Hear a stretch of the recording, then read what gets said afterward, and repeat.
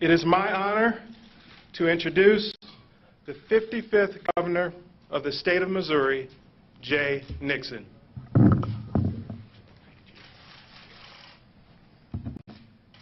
Thank you, Dan. We are tremendously fortunate to have someone with Director Isom's law enforcement experience and academic credentials leading the Department of Public Safety.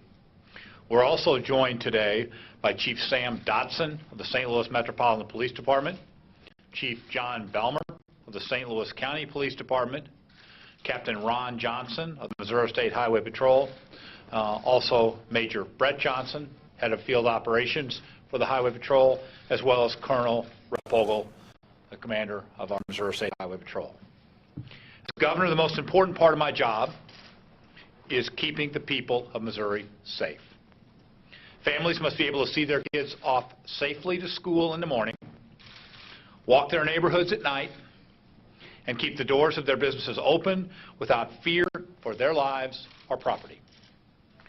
Citizens must also have the right to express themselves peacefully without being threatened by individuals intent on creating violence and disorder. In the days immediately following Michael Brown's death, peaceful protests were marred by senseless acts of violence and destruction. Vandals smashed the windows of small businesses. Criminals looted and set fire to stores. Gunshots and Molotov cocktails exercising their First Amendment rights, and law enforcement attempting to maintain peace. That ugliness was not representative of Missouri, and it cannot be repeated. The St. Louis County prosecutor has not announced the exact date of the decision will be made, only that it will be in mid to late November. The U.S. Department of Justice is also conducting both civil and criminal investigations.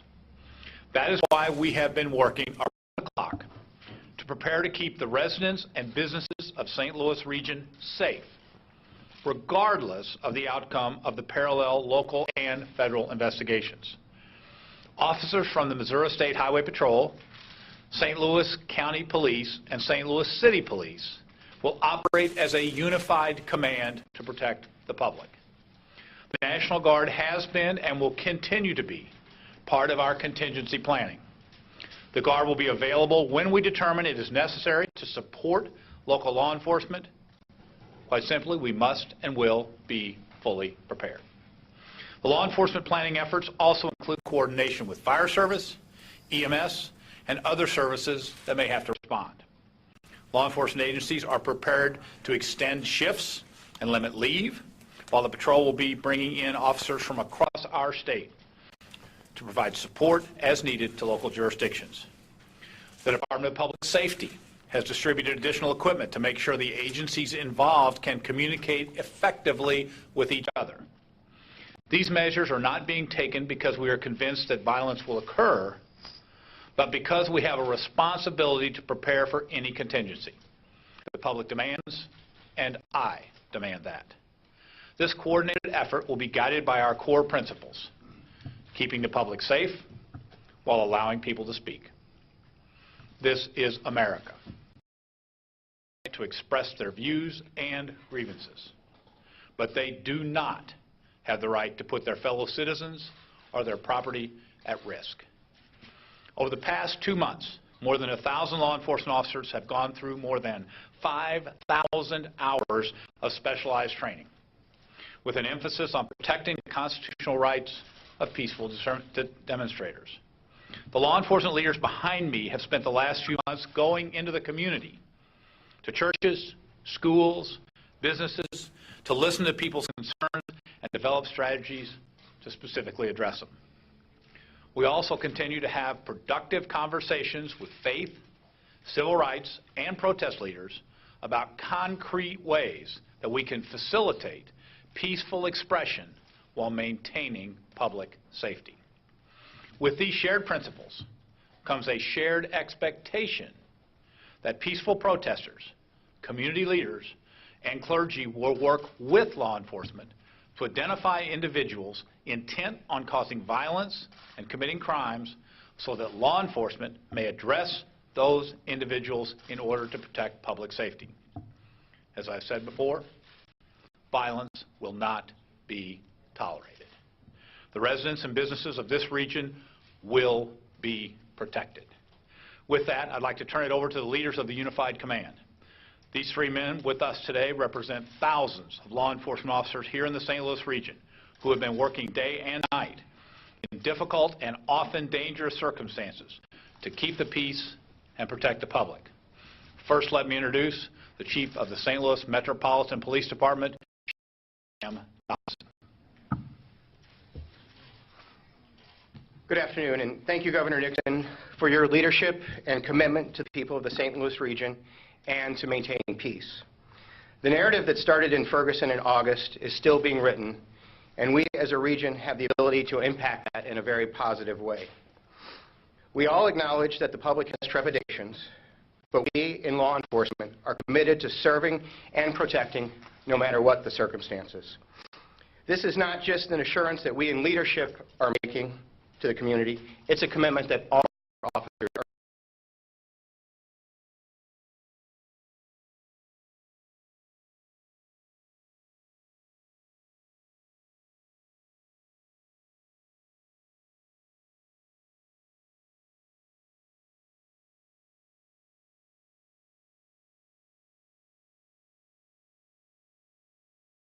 And with determination, all safe.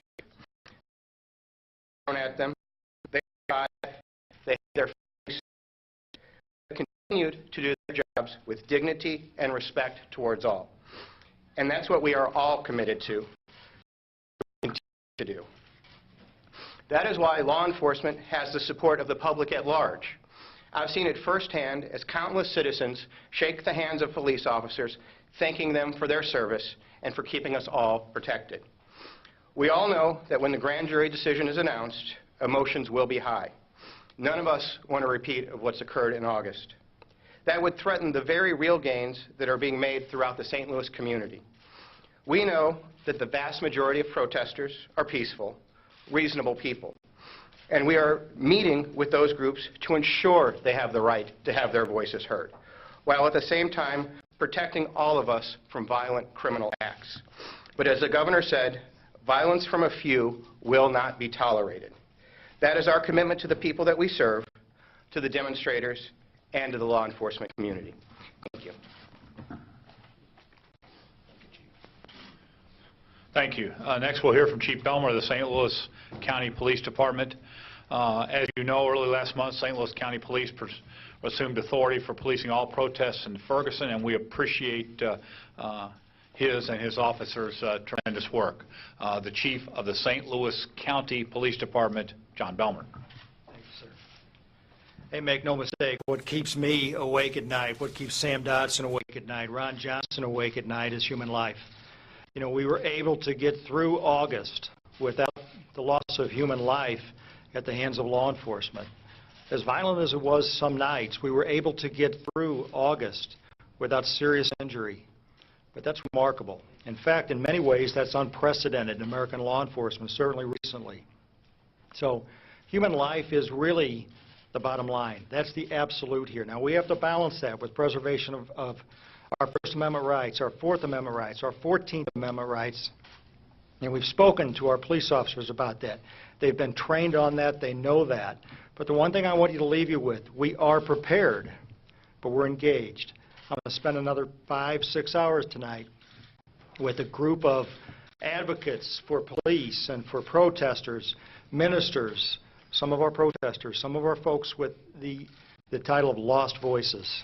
We don't want their voices to be lost. They have to matter here. They're young people. They're going to be the future leaders of our society.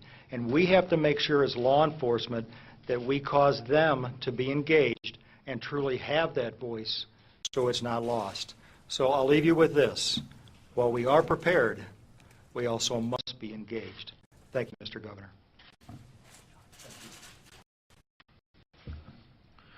Our next speaker is a 27-year veteran of the Highway Patrol. Captain Ron Johnson has been a strong leader for the patrol and a strong voice for peace in his native North St. Louis County. Captain Johnson. Thank you, Governor. First, let me say that I am proud of this uniform because of the men and women of law enforcement with their commitment and dedication. And also I'm proud of their families who have supported them over the past 94 days. On August 9th, Ferguson, Missouri was unknown to most of the world, but the challenges faced were known to communities like Ferguson throughout our nation. 94 days later, it has become a conversation throughout the world. As all eyes focus on our community and the soul of a young man named Michael Brown, Jr., there are tensions and anxiety throughout our country concerning decisions of the grand jury. As law enforcement officers, we understand there are worries and fears.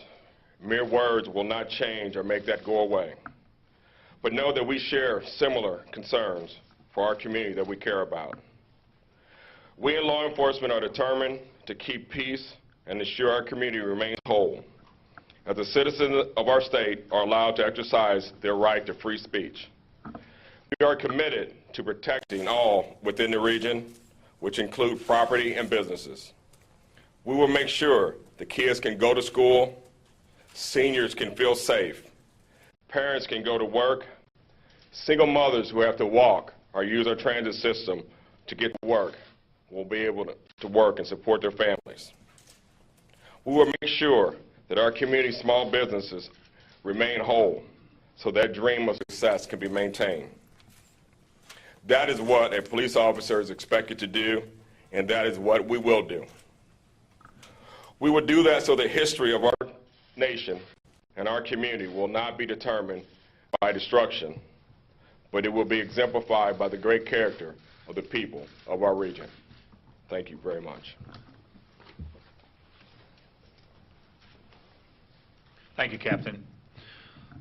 While we are these investigations, we are not waiting to make progress on the issues that these events have raised.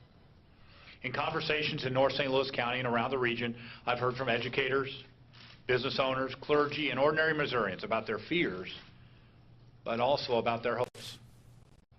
That we can seize this opportunity to bridge gaps that have divided our communities for far too long.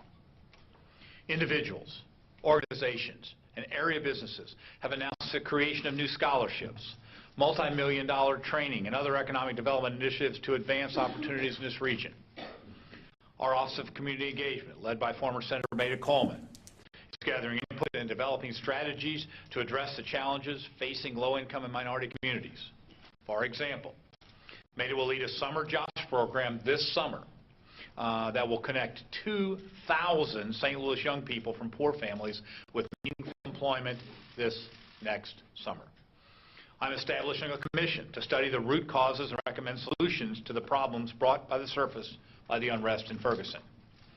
I should only note on that regard that we have received hundreds of applications and interviewed dozens of talented Missourians passionate about effecting real, lasting, and positive change. These are the seeds of progress that we must cultivate to create lasting change and to improve the daily lives of all of the people of this region, and to build a more just and equal society that can serve as a model for all Americans.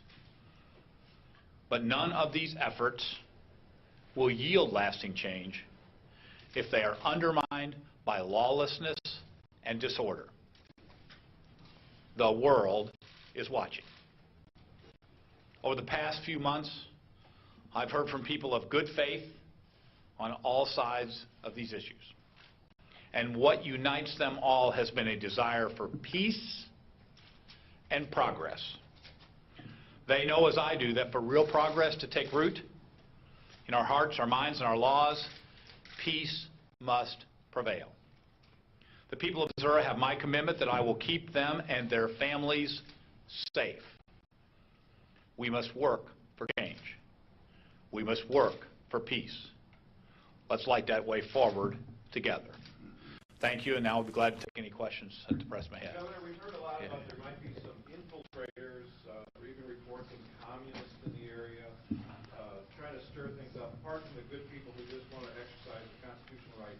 What is your intelligence? What are you hearing about the wild people who are just coming in here to stir up Well, I mean, I'm not going to discuss any of the operational plans we have, other than that the intelligence that folks out there have out there is good, and I think the vast majority of people that want to speak want to do so in a peaceful fashion, and it's our job and the Unified Jobs Command to make sure that those voices are heard, and folks that are here to disrupt illegally will be dealt with quickly. Coalition made 19 demands, basically, rules of engagement, as they put it. Was any of that considered when you were looking at it, and the police officers here are looking at what to do and how to claim it? Was that considered? You know, first of all, there have been a number of direct meetings with members of the Unified Command and individual groups as well as the collective groups. And I think there have been good, productive discussions and good, productive outcomes from those. I'm not going to go through the various operational things, but we very much appreciate, as a state, folks you know, putting down on paper what their expectations have, and then having ongoing discussions with law enforcement about those. So I appreciate their specificity, but those, while you know, and they have been a voice that has been heard. Governor, Yeah, Governor, that's it. what about Missouri's law or local laws against inciting a riot? Do those exist, and would they be enforced? I mean, I'm not. All of our laws are going to be in effect, clearly, and I'm not going to go through the exact law thing. The legal guys can follow up with all that. Other than to say, as I think everybody in the Unified Command has said, we're going to. Our dual pillars here are safety and speech. Missourians, anybody that comes here, needs to know they're going to be safe, while at the same time exercising those rights of speech.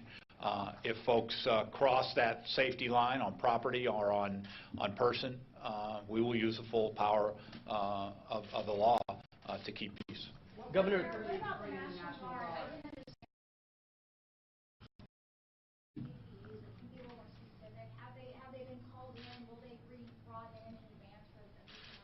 I mean, when we make the determination that the National Guard is necessary to provide support, you know, I'm prepared to issue that order. As I said before, as we look at the contingencies, certainly, the National Guard, at least not by calling them up, but in their expertise, have been helpful to us in looking through the contingencies that would be out there. But at the time, operationally, it's necessary to move forward. We will. Governor, there's been criticism that Here and there. These are three agencies working together that have had an opportunity to work together. Obviously, you know, they all have regions and zones that they're that's already working in. We feel confident that these three agencies are strong enough to work together exceptionally well. Governor, there's been criticism that local police have used a heavy-handed approach against protesters. Are you concerned that a similar, maybe even militarized approach could send the wrong message to the community? Everyone behind me spending most of the past 90 days either getting training or being out in the community listening to folks has been a true exercise in community policing, and our efforts moving forward, I think, will be benefited by the fact that we have gotten additional training for officers underneath these folks about constitutional issues and whatnot, but secondarily have been deep in that community so as to hopefully minimize the whatever response comes from these actions that are clear to occur relatively soon. Yeah. On the National Guard thing, have they been training police officers? I'm sorry, I couldn't hear you. Has the National Guard, have they been training with police officers? No. This? Not at all? I said no. I mean, Governor, some of the responses that... I said before, I said we're using them in the planning phase, and we have folks involved in the National Guard that are assisting in that regard. But when we make a determination that the National Guard is necessary to provide direct support and other support, then I'll sign that order.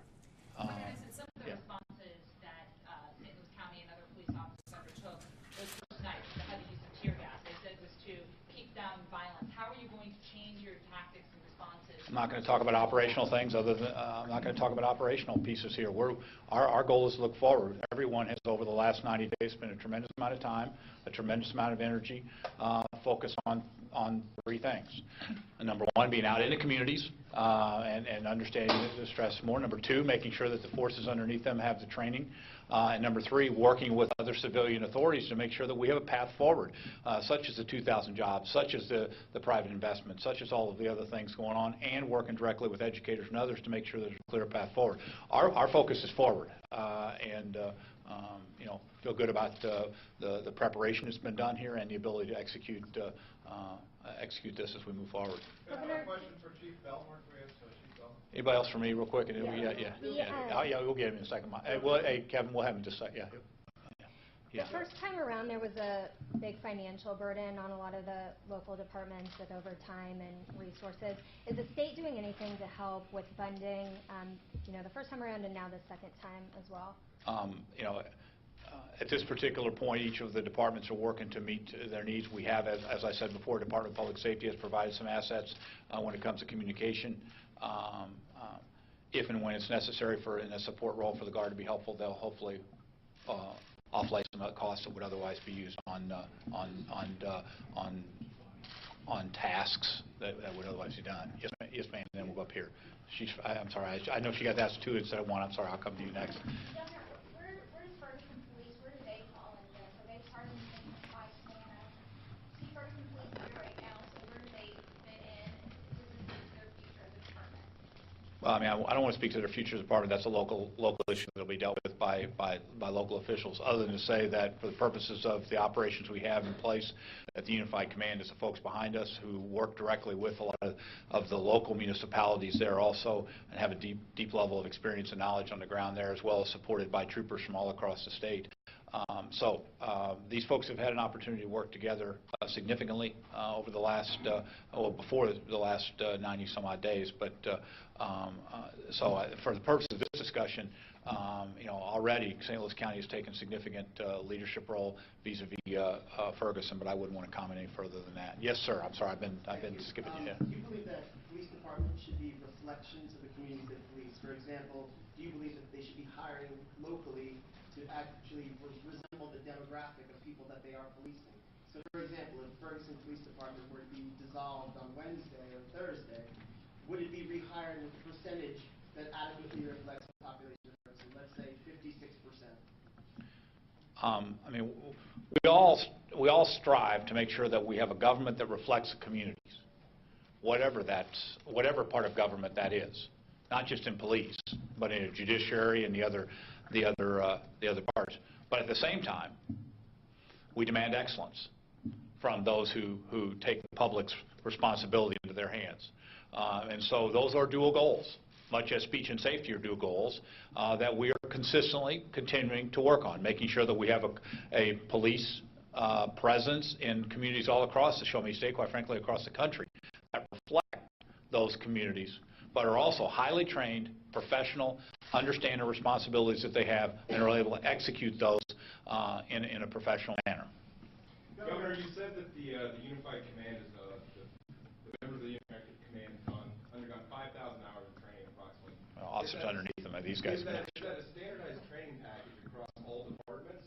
And if not, how can you ensure that there'll be communication, there won't be communication problems when they're having to employ these? Yeah, well, two things. One, communication, obviously, with the Division of Public Safety, making additional communications resources necessary so folks can talk to it. And much of the, I won't speak operational, but much of the training has been gone through together on all of these various agencies at their various locations. Governor, even though it's a very large metropolitan area here, there are people in all parts of the metropolitan area who have genuine fear that bad things might come to their neighborhoods, West County, South County, Clayton area. Is there anything you can say to assuage those fears of the people who live in the...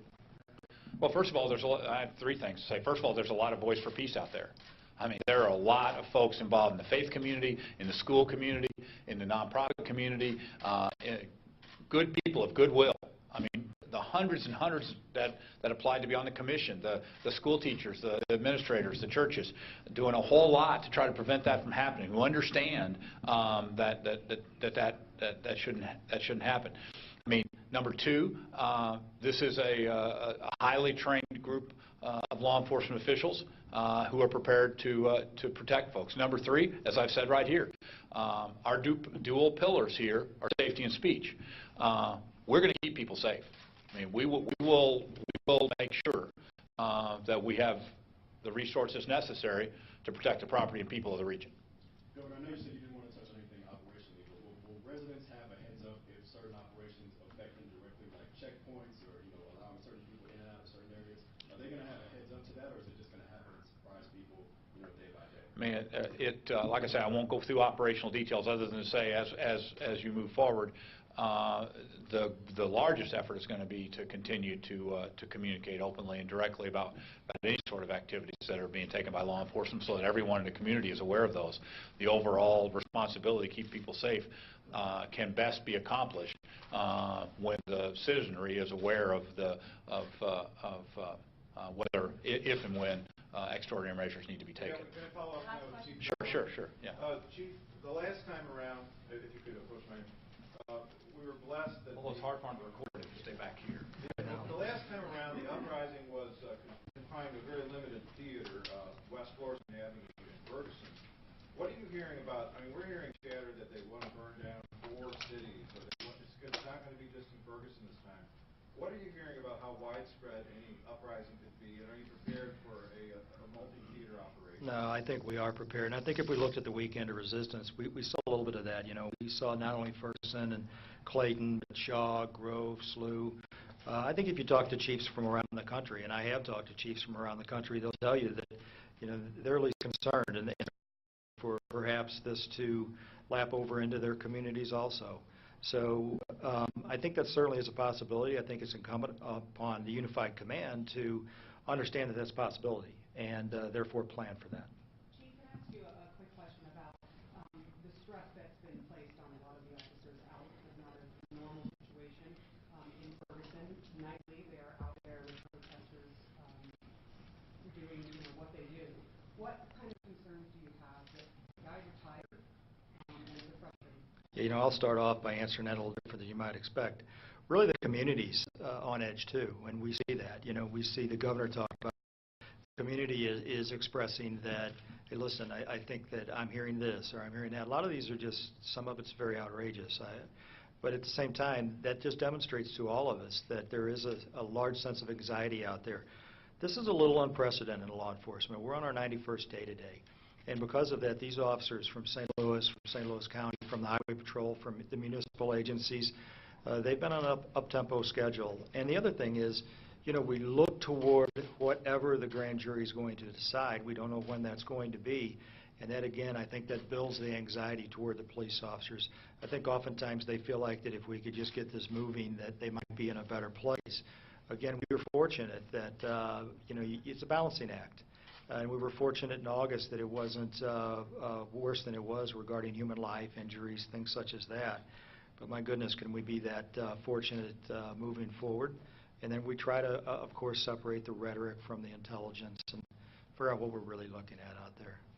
Chief, do you think that giving some concessions to some of the coalitions and some of the citizens with the rules of engagement, with the don't shoot, do you think that would be helpful for public safety? I hope so. And I think that's why that Captain Johnson, Sam Dotson, Chief Dotson, myself, many other officials have spent as much time as we have engaging the community. When you take a look at those 19 issues out there that we received, my goodness, most of those at a glance we're going to be on the same side of. So I think recognizing that we have common ground and not dwelling on the points where we may have disagreement, I think that puts us toward that relationship which leads us to trust. And if we don't have trust, we don't have anything. Chief, has there been any extra training also, not only in dealing with protesters, but also these officers making sure that they're keeping themselves safe, in these volatile situations? Right. I mean, we have a couple different constituencies here as chiefs. We obviously have our primary goal of protecting the community, but then, of course, these officers work for us. So we have to make sure that they have the ability to keep themselves safe at the same time. We have had instances where officers have been injured. We have had instances where they've been hit with rocks in the face and different things like that. So we're going to do what we can to protect them, but at the same time, we try to always portray a posture of appropriateness to the situation that we're faced with. We would prefer just to be relaxed as often as we can. We understand that people say that, listen, when you put riot gear on and different things like that, it agitates us. But frankly, we haven't hurt anybody with a riot helmet yet. They're worn on heads, and it just helps to protect the officers at some point. I'll take a couple more questions. Yes, sir. There's going to be an announcement, I believe, in the next day of various locations that are going to provide safe space for the activists and protesters, members of clergy that want to get out of the way should something be not favorable. Can we get you on record as saying you're going to honor those safe spaces as long as they're patrolled for no guns, no alcohol, no drugs, etc.? Are you going to honor them as sanctuaries? Right. We talked about that in detail, Chief Dodson, Captain Johnson, and myself over the last few days. I would tell you we honor that all the time. It's no different than your home is or your business is. If you call the police, there would be a reason for the police to enter. If there was some extraordinary exigent circumstances, there would be a reason for law enforcement to enter, or if there would be a search warrant, that would be the case. I don't really think that we have a lot of interest in invading those spaces if we don't have one of those three things that happen to us. So, again, I understand what's going on. I cannot commit on behalf of law enforcement that given one of those three circumstances exists, that we would not have to enter into a dwelling such as that. Can you answer to some prior stories in August that safe spaces were violated or entered by police officers? Yeah, they were entered by police officers, but I would not use the word violated. I'll take one more question. Chief, how much notice are you expecting to get when this decision is going to be announced? I don't know. You know, that's going to be up to the grand jury. That's obviously Mr. McCullough's purview, and we'll be discussing that, I'm sure, over the next few days. I'm sure it'll be sufficient notice for law enforcement to be able to be prepared. Thank you. With that, in total, two people here that weren't here when this got started in the roles they're in. From the Office of Community Engagement, if folks have questions for Senator Coleman about issues involving the air, feel free to follow up with her. She's been very active. And then DPS-1 Director Isom. We appreciate them joining the team. They've been already incredibly valuable members. To the Missourians out there, my message is only three things. For folks to, regardless of their opinions on difficult issues that will be decided by the Department of Justice, a local grand jury in the coming weeks, I would ask that they remain calm and peaceful and respectful in exercising their rights. Number two, to all Missourians, everybody around the country and around the world, we're going to keep this region safe. This unified command behind me has spent an incredible amount of time, effort, being out in the community, making sure that their training is strong, the third piece is that that training, that safety, that right to speak is all important.